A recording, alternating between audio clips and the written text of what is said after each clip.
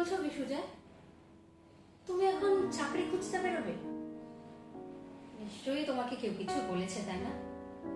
তাহলে তুমি এখন পাগলের মতো কি তুমি ঘরে বসে আছো? না গো, আমি তোমার থেকে এই কথাটা আশা করিনি গো।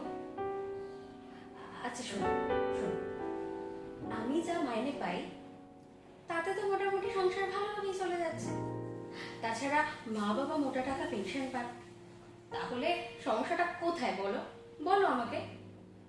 শোনো সুজা, তুমি এখন শুধু মন দিয়ে তোমার ইউটিউব চ্যানেলটা করো, বুঝলে? আর ভালো ভালো রান্না করো, আমাকে খাওয়াও।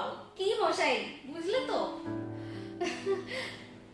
যখন তিস্তা আসে তখন আমি চাকরি থেকে ব্রেক নিয়েছিলাম। সম্পূর্ণভাবে একজন হোম মেকার হয়ে মায়ের দায়িত্ব পালন করছিলাম। তখন কি আমি ঘরে বসেছিলাম? হ্যাঁ। আচ্ছা, তখন যদি তুমি একাই সংসারটা টানতে পারো, তাহলে এখন আমি কেন পারবো না?